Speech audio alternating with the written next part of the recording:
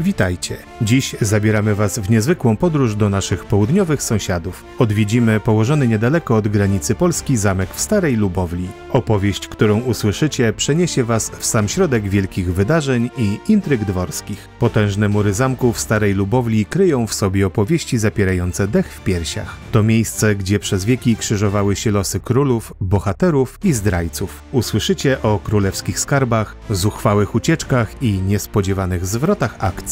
Poznacie historię miejsca, które przez stulecia było świadkiem kluczowych momentów w dziejach Europy Środkowej. Od średniowiecznych rycerzy po barokowych władców, od dramatycznych oblężeń po dyplomatyczne intrygi. Zamek w Starej Lubowli ma Wam do opowiedzenia historie, które przetrwały niejedną próbę czasu. Przygotujcie się na opowieść, w której rzeczywistość miesza się z legendą. Oto saga o miejscu, które przez wieki stało na straży granic i tajemnic.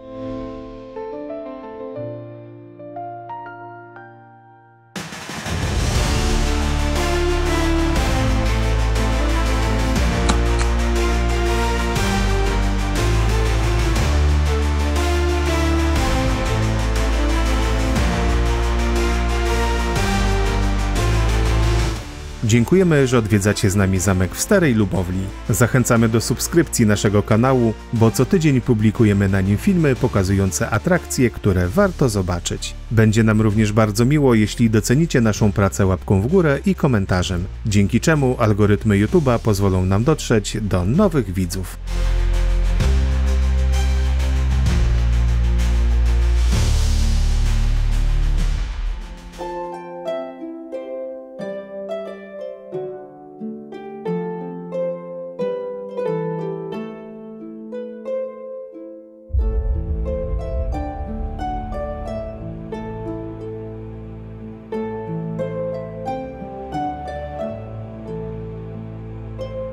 Na wzgórzu wznoszącym się 711 metrów nad poziomem morza majestatycznie góruje kamienny kolos, zamek w Starej Lubowli. Jego potężne mury, pamiętające czasy średniowiecza, przez wieki strzegły południowej granicy Królestwa Polskiego. Dziś ten niezwykły zabytek zaprasza Was do fascynującej podróży przez wieki, opowiadając historię władców, rycerzy i zwykłych ludzi, których losy splotły się z losami tej niezwykłej fortecy.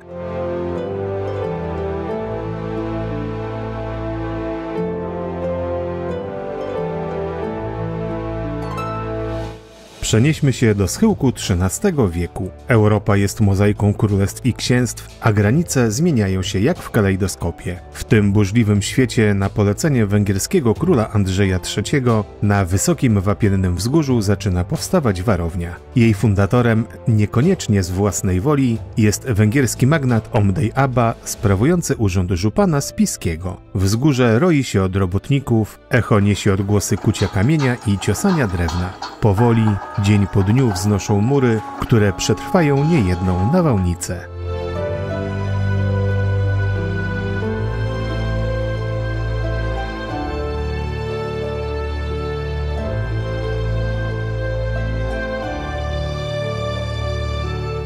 Pierwotny zamek to prawdziwe arcydzieło sztuki fortyfikacyjnej. Trójpiętrowy wczesnogotycki pałac góruje nad okolicą. W jego wnętrzu kryją się obszerne magazyny, imponująca sala reprezentacyjna i przytulne komnaty mieszkalne. Obok pałacu, niczym kamienny strażnik, wznosi się ośmiopiętrowy stołp, potężna wieża obronna sięgająca niemal 13 metrów w górę, z murami grubymi na 3 metry. Życie w tych surowych kamiennych komnatach nie należy do łatwych. Zimą wiatr hula przez szczeliny, a latem żar leje się z nieba, ale mieszkańcy zamku czują się bezpieczni za tymi potężnymi murami.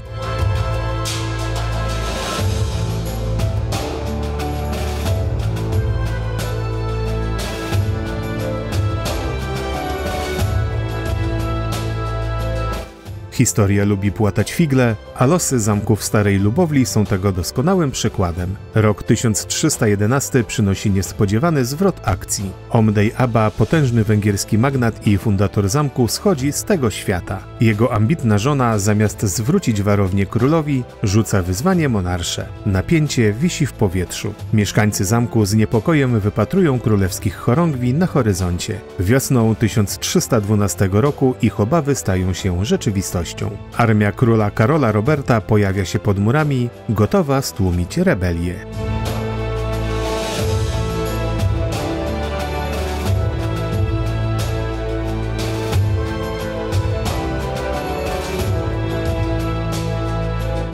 Huk taranów i szczęk oręża wypełniają powietrze. Obrońcy dzielnie odpierają ataki, ale przewaga liczebna wojsk królewskich jest miażdżąca. W końcu brama pada, a królewscy żołnierze wlewają się na dziedziniec. Karol Robert, chcąc nagrodzić lojalność, przekazuje zdobyty zamek wiernemu stronnikowi Filipowi Drogertowi. Od tego momentu Stara Lubowla staje się świadkiem i uczestnikiem wielkiej polityki europejskiej.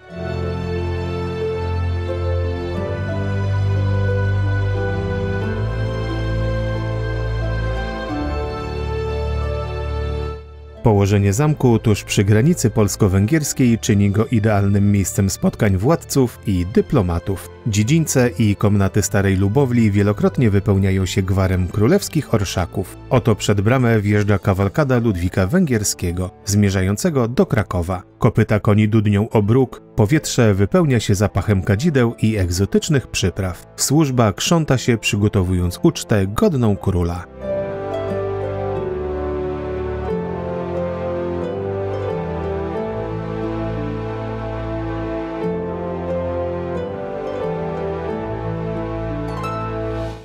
Innym razem mury witają samego cesarza Zygmunta Luksemburskiego i jego małżonkę, królową Marię Andegaweńską. Sztandary łopoczą na wietrze, heroldzi ogłaszają przybycie dostojnych gości. W komnatach toczą się rozmowy, które kształtują losy Europy. Każda z tych wizyt to nie tylko pokaz splendoru, ale i okazja do zakulisowych rozmów. W cieniu zamkowych murów zawierane są sojusze, planowane małżeństwa dynastyczne, a czasem nawet knute intrygi, które zmieniają bieg historii.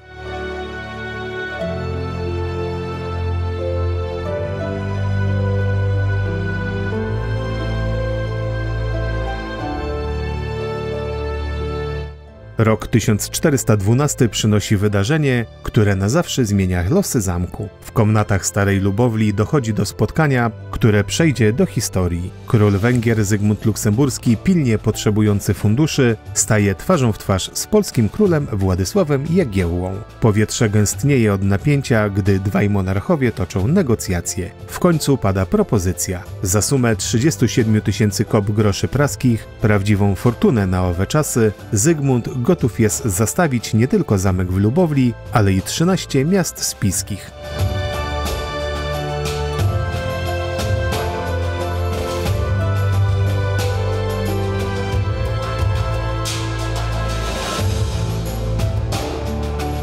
Pióra skrzypią na pergaminie, gdy spisywane są warunki umowy. To, co miało być tymczasowym rozwiązaniem, staje się wielowiekowym stanem rzeczy. Przez następne 360 lat ten skrawek ziemi pozostaje pod polskim panowaniem. Zamek staje się siedzibą starostów spiskich, a wśród nich znajdziemy prawdziwe legendy. Przez 8 lat funkcję tę pełnił sam Zawisza Czarny, rycerz bez skazy. Jego kroki odbijają się echem od kamiennych ścian, gdy przemierza dziedziniec, budząc podziw i szacunek wszystkich dookoła.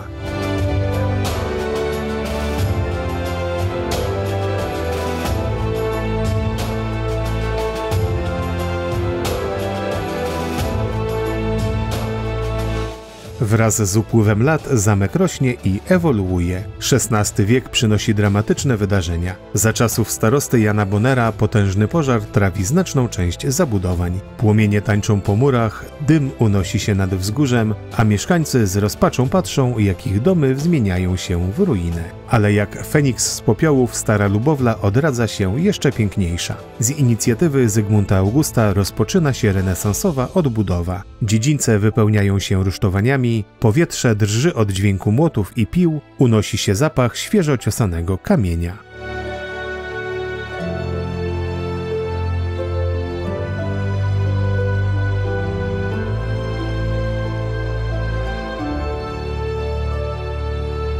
W 1566 roku prace dobiegają końca, a efekt zapiera dech w piersiach. Zamek zostaje podzielony na dwie części, górną i dolną. W górnej części króluje siedmiokondygnacyjna wieża i odbudowany pałac. Na miejscu dawnej kuchni wyrasta nowy, renesansowy budynek. Jego wschodnia i północna ściana są znacznie grubsze i pozbawione okien. To element obronny chroniący przed potencjalnym atakiem z tych kierunków. Dolny zamek otacza potężny mur obronny z licznymi strzelnicami. W zachodnim narożniku wznosi się dwupoziomowy bastion z 16 otworami strzelniczymi. Wartownicy czujnie wypatrują zagrożenia z tych posterunków, gotowi w każdej chwili stanąć w obronie twierdzy.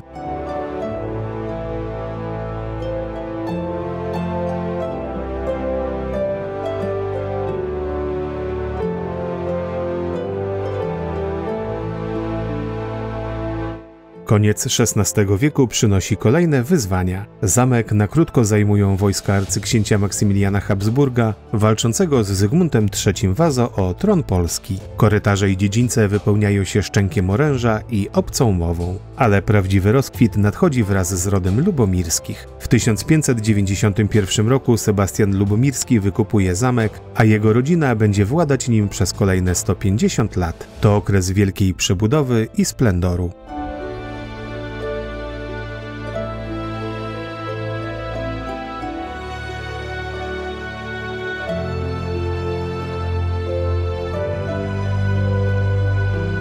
Najpierw włoscy, a potem wiedeńscy architekci nadają twierdzy barokowy szlif. Nowa brama z mostem zwodzonym wita gości, a wschodni bastion przejmuje funkcje obronne od starszego rondla. Na dziedzińcu wyrasta wczesnobarokowy pałac, a obok niego kaplica o bogatym wystroju. Zamek staje się nie tylko twierdzą, ale i rezydencją reprezentacyjną. Komnaty wypełniają się cennymi gobelinami, obrazami i meblami. W salach rozbrzmiewają dźwięki muzyki i śmiech biesiadników podczas wystawnych uczt.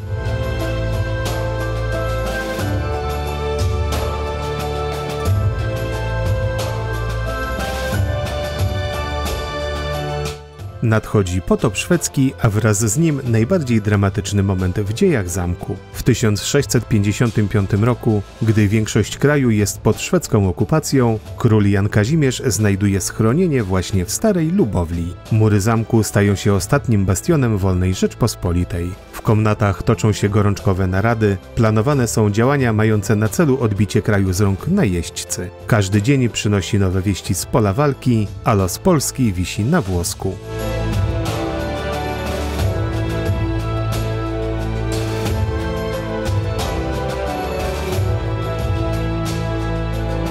Co więcej, Jerzy Sebastian Lubomirski ewakuuje tu z Wawelu królewskie insygnia koronacyjne. Te bezcenne skarby królów Polski, Szwecji i carów moskiewskich znajdują bezpieczne schronienie w zamkowych skarbcach. Strażnicy dniem i nocą pilnują tych symboli państwowości, świadomi, że w ich rękach spoczywa nie tylko materialne dziedzictwo, ale i duch narodu. Stara Lubowla staje się bastionem oporu. Polska załoga zamku nieustannie nęka szwedzkie oddziały w okolicy, organizując śmiałe wypady i ataki. To właśnie stąd, z tego niewielkiego skrawka wolnej Polski, rozpoczyna się odbicie kraju z rąk najeźdźców.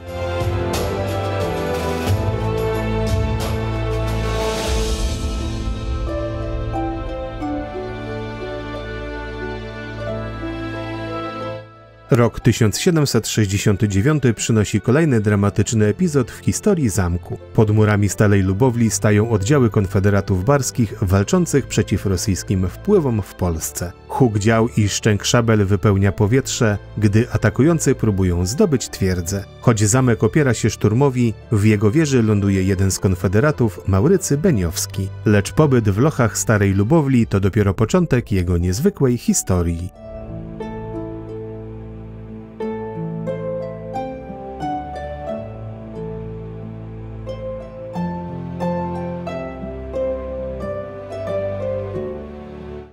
Beniowski, zesłany przez Rosjan na Dalekokamczatkę, nie poddaje się losowi. W 1771 roku organizuje bunt, porywając rosyjski statek. Rozpoczyna się epicka podróż przez pół świata. Japonia, Tajwan, Makao to tylko przystanki w jego szalonej Odysei. Na dworze francuskiego króla Ludwika XV pojawia się niczym zjawa z innego świata. Król, zafascynowany opowieściami Beniowskiego, powierza mu niezwykłe zadanie – skolonizowanie Madagaskaru. I jakby tego było mało, miejscowe plemiona, użyczone charyzmą przybysza z dalekiej Polski, obwołują go swoim królem. Od więźnia w zamkowej wieży do władcy egzotycznej wyspy. Historia Beniowskiego przypomina najbardziej nieprawdopodobne powieści przygodowe. A wszystko zaczęło się w murach zamku Starej Lubowli.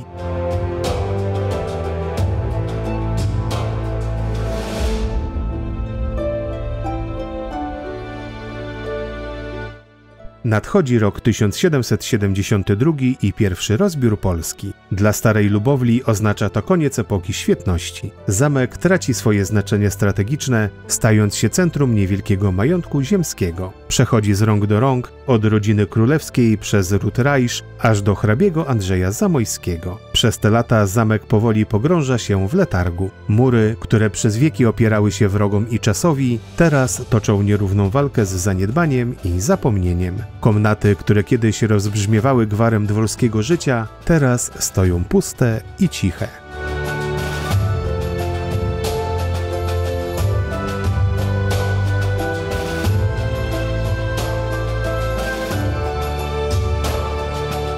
Ale historia lubi zataczać koło. W 1945 roku na mocy dekretu prezydenta Czechosłowacji Edwarda Benesza zamek zostaje znacjonalizowany. To początek nowego rozdziału w dziejach Starej Lubowli. Twierdza staje się wpierw szkołą, a następnie muzeum. Konserwatorzy i historycy z zapałem pracują nad przywróceniem jej dawnej świetności, kamień po kamieniu.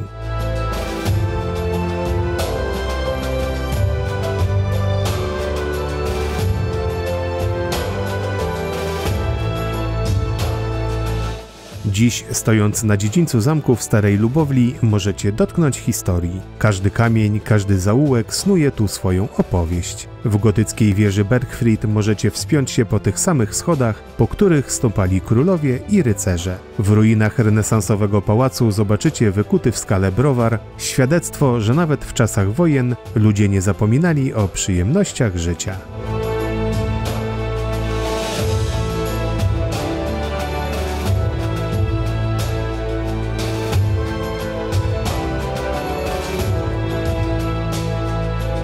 Koniecznie odwiedźcie kaplicę zamkową z 3 barokowymi ołtarzami i zajrzyjcie do czarnej kuchni z oryginalnym paleniskiem. Gdy staniecie na murach i spojrzycie w dal, poczujecie, jak historia ożywa. Bo zamek w Starej Lubowli to nie tylko kamienie i mury. To żywa opowieść o władzy i zdradzie, o bohaterstwie i niezwykłych losach ludzkich. To miejsce, gdzie przez wieki tworzyła się historia nie tylko Polski, Węgier i Słowacji, ale także całej Europy Środkowej.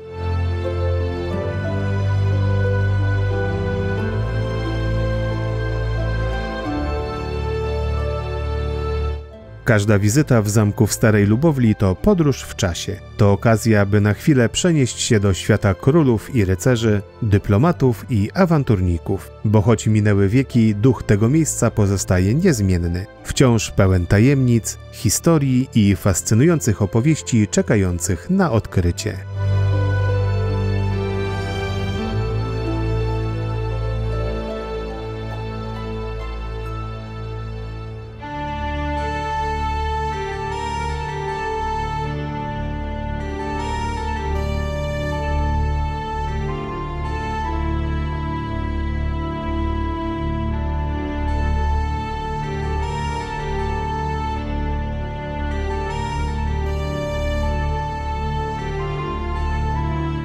Tuż pod majestatycznym zamkiem kryje się prawdziwa perła, która ponownie przenosi was w czasie. To miejsce, gdzie przeszłość ożywa, a ludowa architektura Spisza i Szarisza opowiada swoje zapomniane historie. Przekraczając bramę skansenu w Starej Lubowli, wkraczamy w świat, który wydawał się już dawno utracony. Wąskie ścieżki wiją się między około 30 zabytkowymi budynkami, z których każdy jest wspomnieniem minionych pokoleń.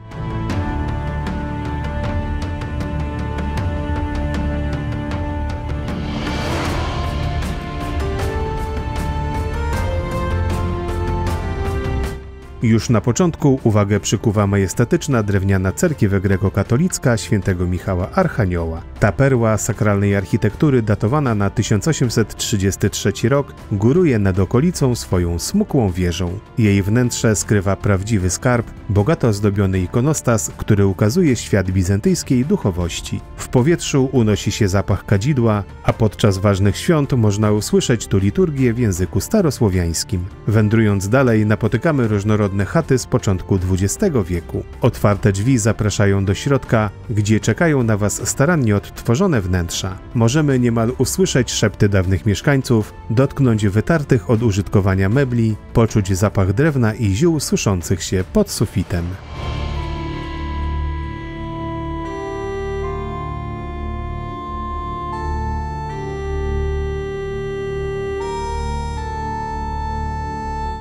Dla najmłodszych odkrywców przygotowano szczególne atrakcje. W specjalnym kąciku czekają ludowe zabawki, proste, a jednocześnie pełne uroku przedmioty, które przez wieki cieszyły kolejne pokolenia dzieci. To nie tylko zabawa, ale i lekcja historii, pokazująca, jak niewiele potrzeba, by rozbudzić dziecięcą wyobraźnię. Jednym z najbardziej wzruszających doświadczeń jest możliwość spotkania z mieszkańcami wsi sprzed lat, zwierzętami gospodarskimi. Głaskanie owiec, karmienie kur czy obserwowanie dostojnego kroku gęsi to momenty, które na długo zapadają w pamięć.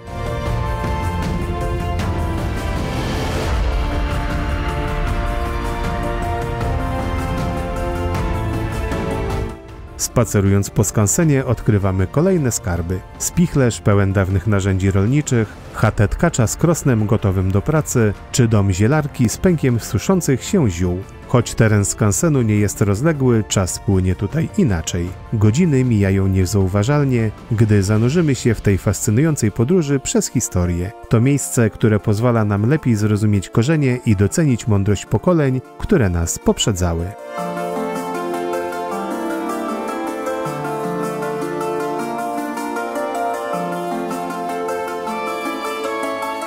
Wizyta w skansenie to nie tylko lekcja historii, to podróż do serca kultury, przypomnienie o wartościach i umiejętnościach, które kształtowały tożsamość przez wieki. To miejsce, które zostaje w pamięci na długo po opuszczeniu jego bram.